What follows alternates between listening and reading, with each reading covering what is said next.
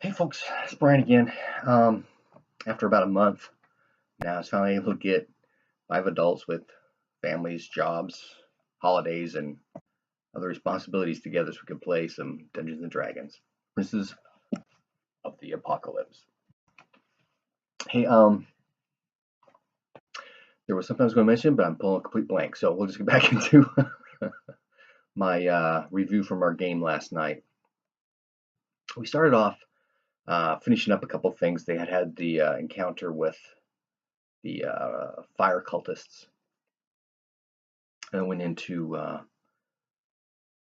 the Paladin of Tears stronghold. I keep forgetting their name. Anyway, they get there, spend the night. Next morning, the Paladin starts doing some training with the Paladins there to get his fighting style and learning how to do Divine Smite, that kind of thing. So he's busy. But in the process of having killed the fire cultist, the druid went up a level. So he wants to find there's a couple of druid spells he wants to learn, and he's gonna go back to the high forest. But since he's made contact with the moon druids there, it won't be an issue of finding anybody, that kind of thing. It'll be pretty easy. So they troop back across the plains, no issues there. Oh, also the barbarian picked up 4th level, so we wanted to go for the tavern brawler feat. And so he can learn to do some of that brawling kind of stuff with the paladins. I no issue there. So those two stayed with the paladins of Tyr, and the rest took off across the plains to the high forest. Excuse me. So he gets to high forest. He makes contact with the moon druids, and they're able to teach him one of the things he wanted. But he also wanted heat and metal, and I did not feel that heat metal went along very well with the philosophy of the moon druids. So there wasn't anybody there that could teach him that. And so he's asking, where can I go? Possibly Circle of the Mountains or Circle of the Arctic. Those two groups would dabble in that kind of magic. So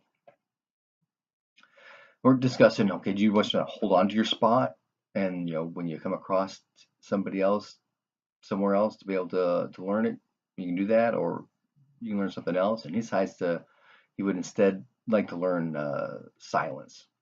And yeah, no problem there. That fits very well with the moon druid. So they're there while he trains for learning to cast silence. And then they troop back across the plains, and again, just before they get to the Paladins of Tyr stronghold, they run into a small pack of wolves. And so I give them the heads up. They hear howling in the distance, that kind of thing. And the druid's thinking I'll just do animal friendship on them, and the warlock decides to do flaming hand. Ask which way the wind is blowing, that kind of thing. And I'm just rolling. It doesn't matter to me, right? So it turns out that the wind is blowing from them towards the wolves. And so he does flaming hands in the prairie to try and get the grass on fire to send us a fire spread back towards the wolves. Now he's thinking in his head, well, because he mentions this about a different game. It was a Oriental war game kind of thing, and that's one of the things they did was to set fire to the prairies to engage with the enemy, so you didn't have to actually fight them physically. And so I'm thinking, okay, yeah, I've seen grass fires before, that kind of thing, but at least the green grass. 2020 hindsight, later on, like last night, this morning, I'm thinking, while yeah, you would have caught fire, it is green grass, lots of smoke, and that's what I actually ran with dealing with the wolves. Okay, how are the wolves going to react to, okay, there's smoke coming their way, and fire, because they hear crackling, that kind of thing. How are the animals going to react? Well, they're generally going to react negatively. I rolled some dice. They were confused at first, but then they go, yeah, this is not worth any trouble, so they take off. So after the wolves take off, the party then goes back to the stronghold, and they spend the night. The next day, they're trying to figure out what they need to do. Now the rogue has since leveled up, and he's going to go. He wants to be, well, I don't know if it's a path, but he's going to go be an assassin. That's his plan. So they need to find somebody who can show them some of the inner arts of assassination and that kind of thing. And it comes up through discussion amongst the party and me that there are some unsavory types down at the Bardgewright Inn, and so possibly you might be able to get some contacts down there to do it. Now, the Bardgewright Inn is actually a Zentarum hotspot, so yeah, there's plenty of guys down there that can teach them some of the finer points of disguise and poison and that kind of stuff. So they head down to the Bardgewright Inn, and while they're there, I realize, all of our brand new players that were first level before are all now third level. And my two older players are now both fourth level. And the warlock, when he leveled up, he took charisma. He just boosted up his charisma, so it's like +5 now on his modifier, or her modifier rather. And so they're what are they doing? Oh, they're at the Bardgewright Inn, and they're all third or fourth level.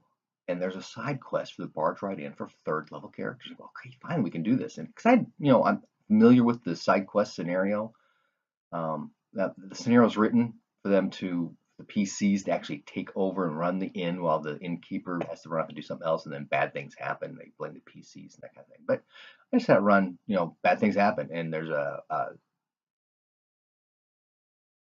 argument, conflict, mistrust, that kind of stuff happening between the captain of the guard and the innkeeper because these keys are missing. This whole thing, there's these 6 keys are missing, and later on there's a spy involved with this whole thing, and he's setting this whole thing up, right?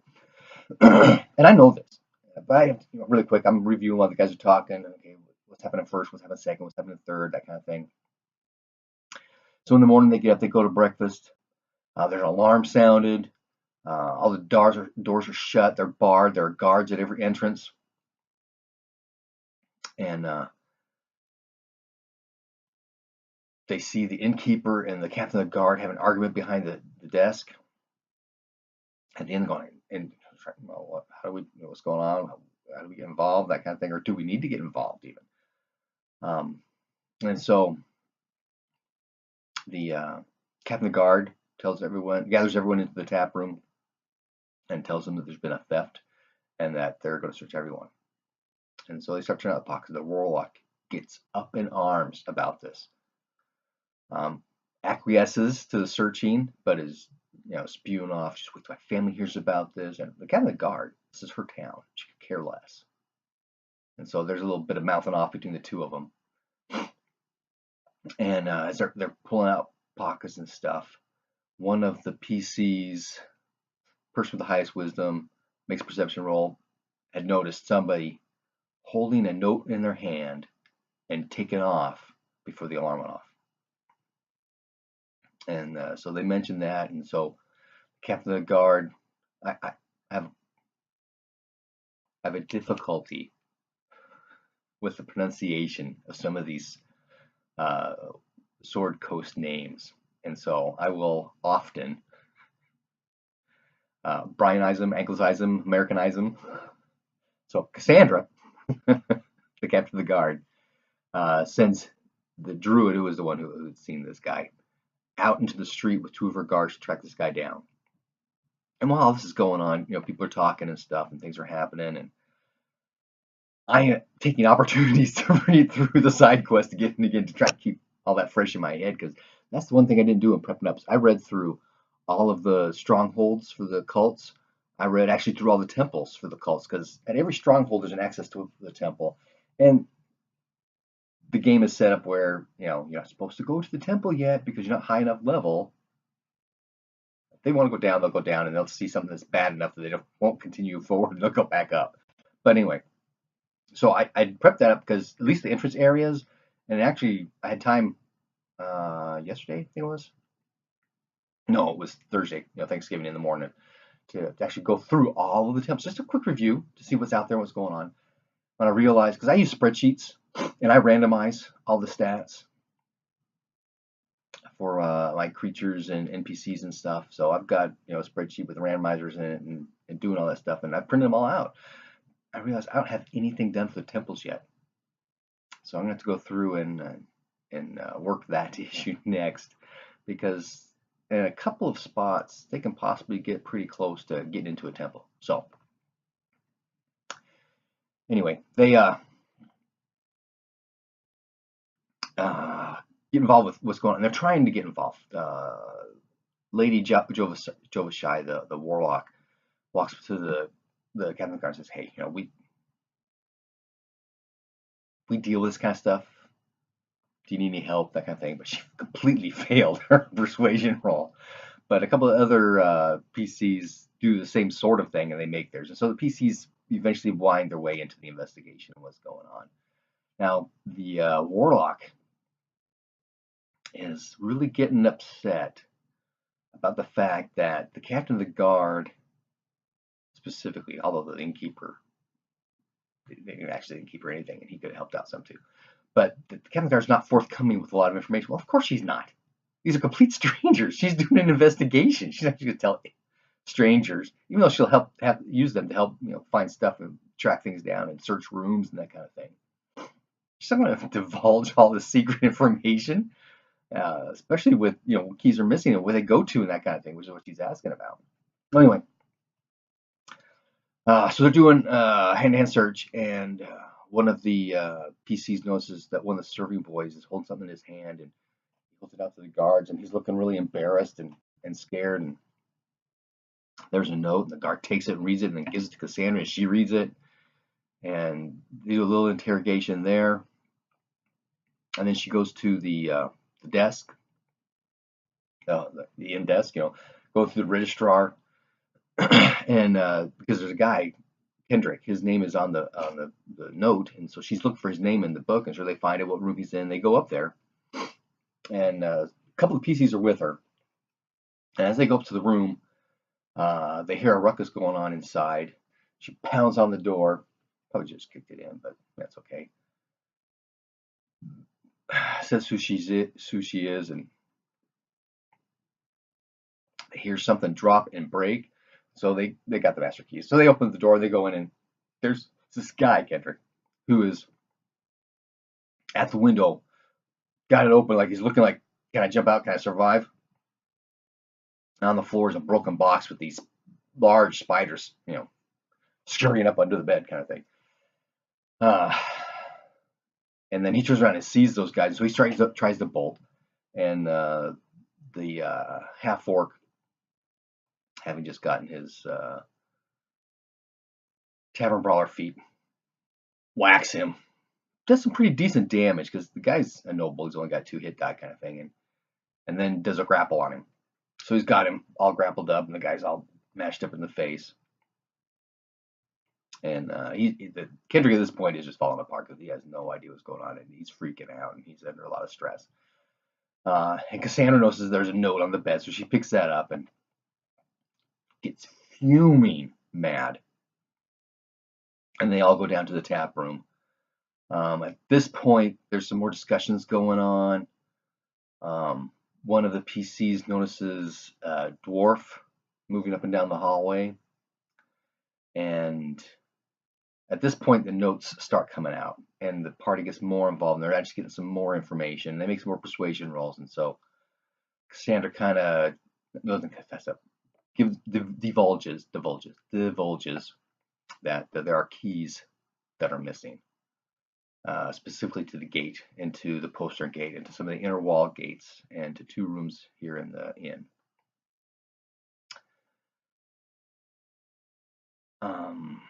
And at this point, they pick up another PC to help them go through all of the rooms. And so they start going through the rooms, and she sends a couple of guards to go check something. And they go off, and the PCs and people are talking and trying to figure out what's going on. The dwarf guy shows up and talks about how Cassandra's in charge of security. This never happened before with Nasser, and that kind of stuff. And it's obvious that nobody knows where these notes came from and what's going on. Oh, the warlock at this point wants to compare the handwriting on the 2 notes. Now, the guy who wrote these notes did write both of them, but he's a spy, so he can forge stuff fairly well. And so, making investigation checks, that kind of thing. Can't tell, but she has a warlock. It's either a cantrip or ability, or you're able to read languages and that kind of thing. So we interpreted that as being able to decipher what's going on. And yeah, she can tell that while somebody had tried to make it look different, they were probably both in the same hand, which is what she's thinking. At this point, they're starting to think this is a setup. At first, they thought that Cassandra was the bad guy and that she was doing something. And the warlock kept wanting to send the imp out to sting her, poison her. But the party keeps her under control. But anyway, at this point, he knows, or he's feeling, okay, there's something deeper going on. There's a big kind of conspiracy thing, something, but he's setting things up here to make a ruckus.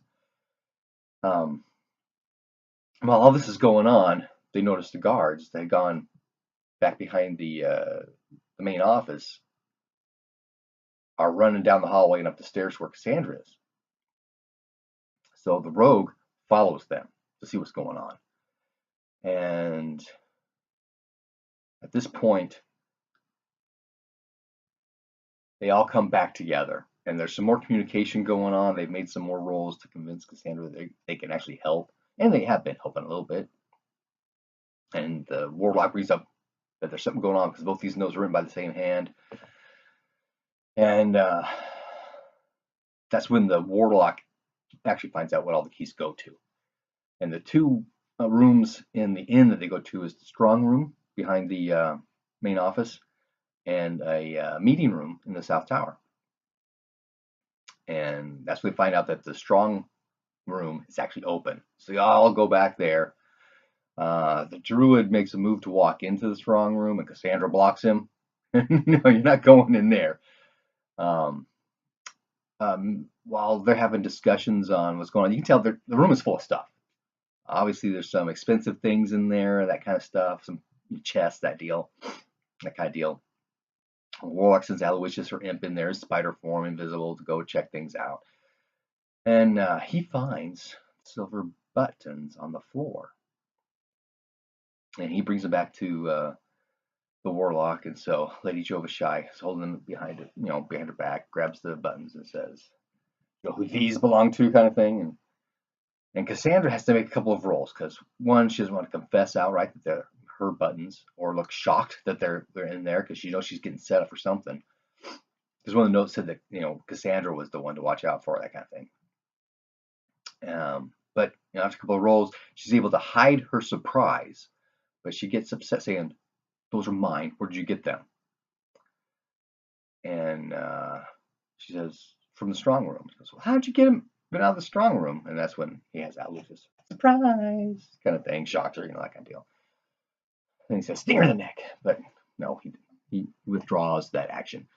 So a little contention there, but at this point, obviously the warlock's fairly convinced that Cassandra's not really guilty, that she is being set up. And not sure how they. Oh, it's from the dwarf seeding rumors in the tap room. He's getting suspicious of the dwarf, and so they all go back to the tap room. They get the dwarf, and Lady Jovashai's, trying suave and all that kind of thing about how, asking about dwarven, not really poetry, but penmanship and that kind of thing, and runes and how they all work. And so she asks him to do some stuff, and he makes some rolls. And he's trying to play low key, and he says, "Dwarf, yeah, sure, I can try dwarven runes." Yeah, and he goes. And then she asks if she can see the translation for that, and so he does a little translation. But because the dwarven runes are block letters, you can't tell that from common writing, right? Handwriting, it's calligraphy, a different style, so you can't really compare it at all. And so he goes ahead and he writes out in block letters, not cursive, the translation. She does her little spell thing again. So, is there enough? Possibly, yeah. You look, they're very similar. There may be a connection there. So she's fairly convinced that the dwarf is the guy. And so she and Cassandra talk, and so they go to interrogate the dwarf. And try to do a good cop, bad cop kind of thing. Lady Jovashai is a good cop. She gets in there. She makes some rolls. And the dwarf missed some of his rolls, and he realized he's pretty much caught. And so he he fesses up that, yeah, he had set this up, because he knows He knows that the innkeeper is skimming off the top and that somehow Cassandra's covering for him. And he's just trying to get to the bottom of it. That's his story. And it's fairly along the lines of what's happened with the, because that's why he is there. That's what he's doing. And at this point, Lady Jovashai, the warlock, is feeling that she needs to have a connection to a greater power, especially if they're going to fight these cults.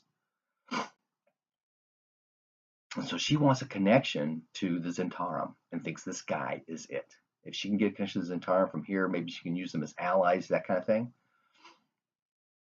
And while that's possible, but won't be happening, because that's just not what the dwarf's going to do. The innkeeper, who's been communicating with the rogue who wants to be an assassin about, what you, hey, come down tomorrow morning. I know a guy who can help you out. That kind of thing, because they're doing this thieves' camp thing, and they're doing some open discussion as well. But nobody thinks about the innkeeper being a Zentarum contact when he is the real Zentarum contact.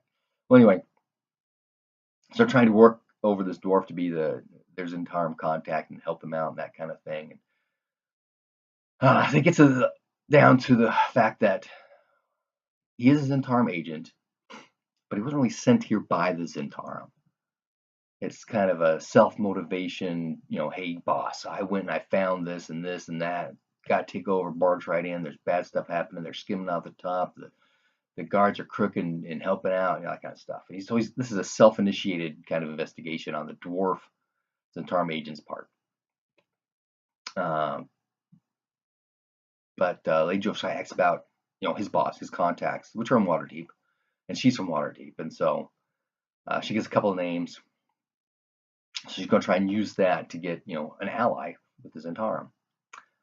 So they decide to go, they asked about where the gold was and the keys. And he doesn't. They're in Cassandra's room.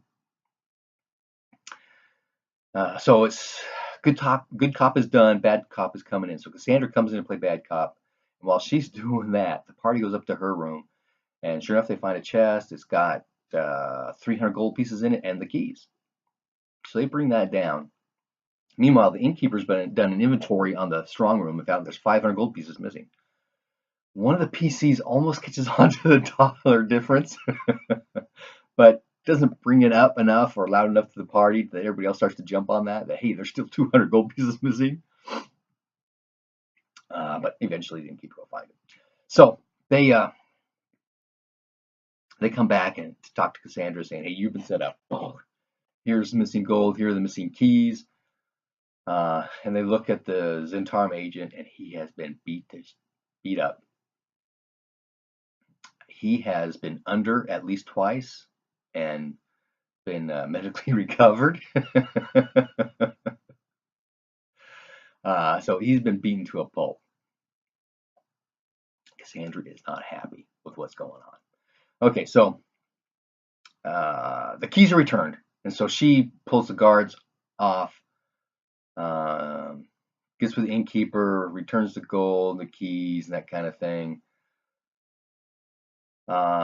Next day, the rogue gets with the innkeeper, making a contact up in room 2A kind of thing, and the Zentarum agent up there, is ready because he was already informed by the innkeeper that hey, there's a guy who wants to know some stuff, so he's going to have to pay him off, spend some time working with him. Meanwhile, they got to wait a couple of days. Oh, the sorcerer had asked if she had seen anybody that she recognized. We'll make some rolls. Yeah, somebody from Red Larch.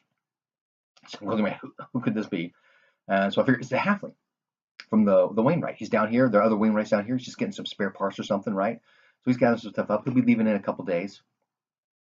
And so they ask if they can go back with him, and if he can deliver this note to his boss. So the warlock, Lady Jovashai, is convinced that the Wainwright in Red Larch is part of this cult stuff. And part of it's tied to the fact that in the back of his place, there's a secret tunnel that goes down to the Earth temple that was underneath, and there was an Earth priest there. But the Wainwright knows nothing about the Earth priest. Yeah, he was part of the believers. He knows about the room and the moving stones and stuff like that. But he doesn't know anything about the cults. or the Earth Priest was down there. So Lady Jofshai is convinced he knows something about these cults. He's involved some way, and he's trying to set him up. And so he writes a note saying, "We know who you are. Meet us at the All Faith Shrine at midnight tonight." And he gives that to the halfling. And of course, they're going to travel with them, so they'll all be at Red Larch when that happens. Well, we're hitting 25 minutes, so end of part 1.